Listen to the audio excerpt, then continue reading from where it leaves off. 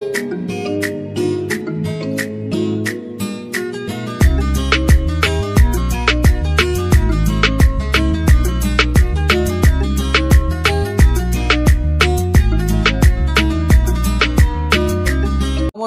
Welcome to astro control. आजकेर विषय धनु राशिर साप्ताहिक राशिफल 28 जुलाई থেকে 3 আগস্ট।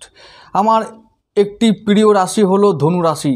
ধনু রাশির সাপ্তাহিক রাশিফলের ভিডিও তোমরা দেখছো, রেসপন্স করছো, তাই আমি প্রতি সপ্তাহে ভিডিও আনবো। তোমরা চোখ রাখবে আমার চ্যানেলে এবং টু দ্য পয়েন্ট বলবো, যা বলবো সেগুলো তোমাদের সঙ্গে মিলে যাবে, এটা আমার চ্যালেঞ্জ। যাই হোক, ধনুরাশির সাপ্তাহিক রাশিফল শুরু করছি। প্রথম দিনটা, সপ্তাহের প্রথম দিন রবিবার থেকে আমি শুরু করছি। রবিবার দিন দেখতে পাচ্ছি যে চন্দ্র থাকছে ভরণী নক্ষত্রে, অর্থাৎ শুক্রের নক্ষত্রে। শুক্রের নক্ষত্র যেহেতু, তাই তোমাদের ষষ্ঠপতি নক্ষত্র। সেদিন তোমাদেরকে বলবো যে রবিবার দিন তোমাদের কিন্তু চন্দ্র থাকবে মেষ রাশিতে, তোমাদের পঞ্চম ভাবে। তাহলে কি হবে, তোমাদের পঞ্চম ভাবে চন্দ্র থাকছে, কিন্তু ষষ্ঠপতি নক্ষত্র থাকার দরুন, মানে অর্থাৎ শুক্রের নক্ষত্রে থাকার দরুন সেদিন তোমাদের কিছু ঋণ শোধ হবে। তোমরা নিজের চেষ্টায় সন্তানের মঙ্গল করতে পারবে। তোমরা নিজের চেষ্টায় নিজের উচ্চশিক্ষা জগতে বাধা দূর করতে পারবে। তোমাদের নিজের চেষ্টায় প্রেমে তোমরা সাফল্য লাভ করবে। তোমাদের নিজের চেষ্টায় তোমরা শরীর স্বাস্থ্য ভালো রাখতে পারবে। কিছু সঞ্চয় হবে সেদিন। আর সেদিন তোমাদের কর্মজগতে একটা বড় পরিবর্তন আসবে, সেটা একটা পজিটিভ পরিবর্তন। এরকম আরও অনেক কিছু ঘটবে। যেমন ধরা যাক যে যেহেতু শুক্র তোমাদের একাদশপতি, আয় ইনকাম বৃদ্ধি পাবে। সেদিন ইনকামে তোমরা নতুন রাস্তা পাবে, নতুন আইডিয়া মাথায় আসবে, যে আইডিয়া তোমাদের আগামী দিনে সাহায্য করবে তোমাদের সঞ্চয় বাড়াতে, ঋণ শোধ করতে, এই সমস্ত কিছু। যাই হোক, তাহলে রবিবার দিনটা বলবো যে তোমাদের একটা পজিটিভ দিন। ছুটির দিন হলেও তোমাদের কিন্তু আমি বলবো যে ব্রেনটাকে কর্মের জন্য ব্যস্ত রাখো, কিছু ইনকাম করার জন্য ব্যস্ত রাখো। দেখবে পরবর্তীকালে ওই চিন্তাটা তোমাদেরকে পজিটিভ রিটার্ন দেবে। তো সব দিক থেকে বলবো যে শরীর স্বাস্থ্য, পড়াশোনা, সন্তানের শরীর স্বাস্থ্য, উচ্চশিক্ষা বা তারপর প্রেম, চাকরি, ব্যবসা, সব দিক থেকে তোমাদের ভালো ফল আশা করা যায় রবিবার দিন। পরের দিন চলে আসছি সোমবার। চন্দ্র থাকবেন মেষ রাশিতে পঞ্চম ভাবে, কিন্তু নক্ষত্র চেঞ্জ করে চলে যাবেন কৃত্তিকা নক্ষত্রে। সেটা তোমাদের নবমপতি নক্ষত্র। তাই নবমপতি মানে রবির নক্ষত্র, নবম ভাব মানে ভাগ্যভাব। তো এই দিন তোমাদের ভাগ্য পরিবর্তন, অর্থাৎ ভাগ্যভাবে পজিটিভ একটা চেঞ্জ আসবে, পজিটিভ পরিবর্তন আসবে। তোমাদের ভাগ্য বদলাবার জন্য তোমরা নিজেরা সুযোগ পাবে।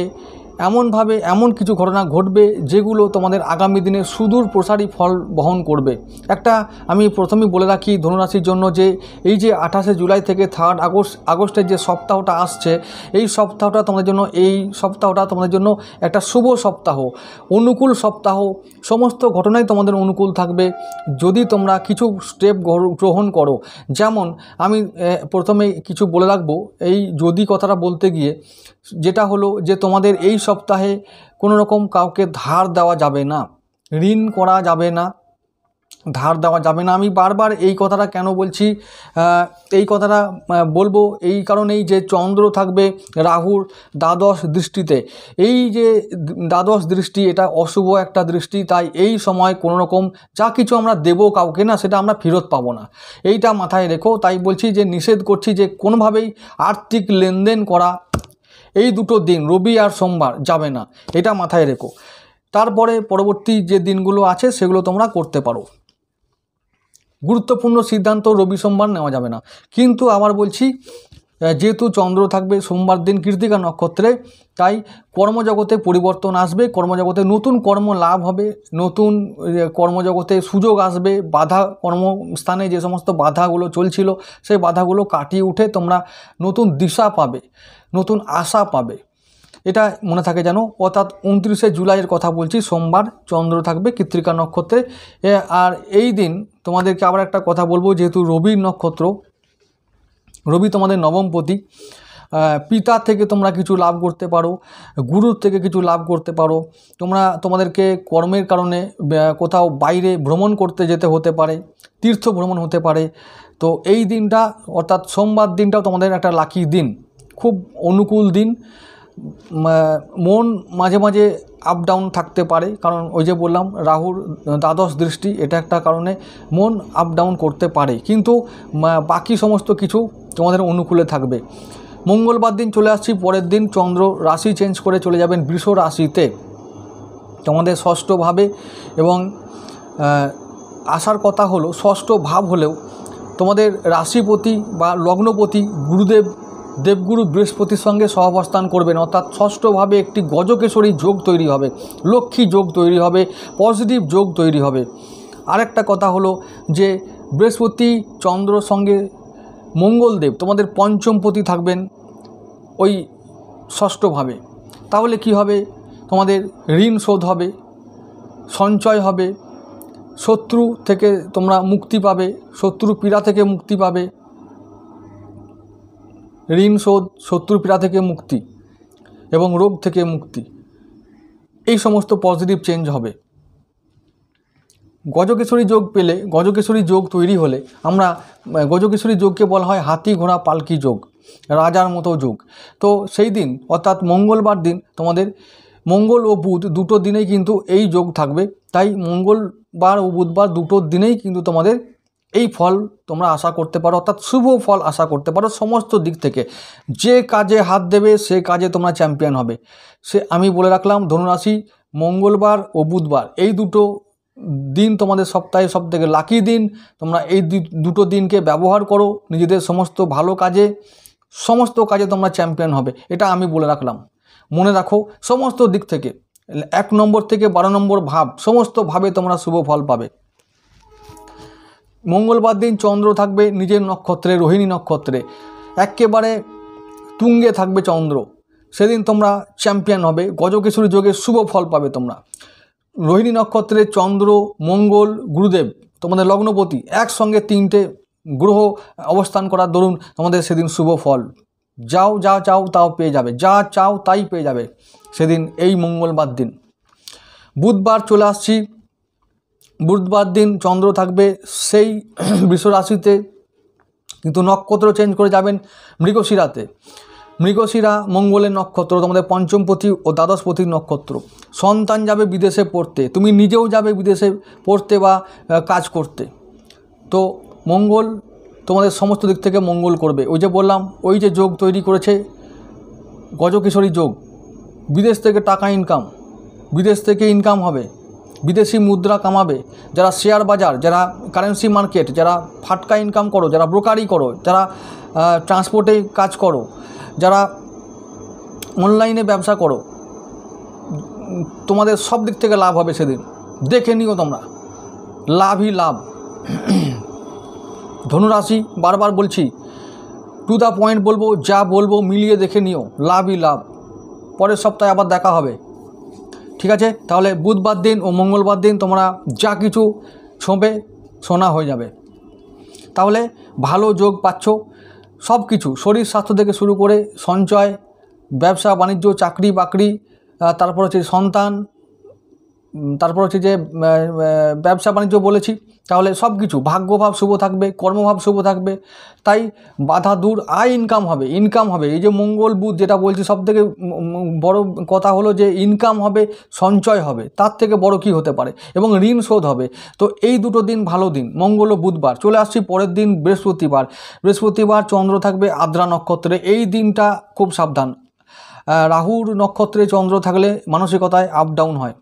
সপ্তম ভাব যেহেতু তোমাদের, সপ্তম ভাব ব্যবসার ভাব, জীবনসাথীর ভাব, দাম্পত্য সম্পর্কে অশান্তি দেখা দিতে পারে, যে ব্যবসা বাণিজ্যের ক্ষেত্রে একটু মন্দা আসতে পারে।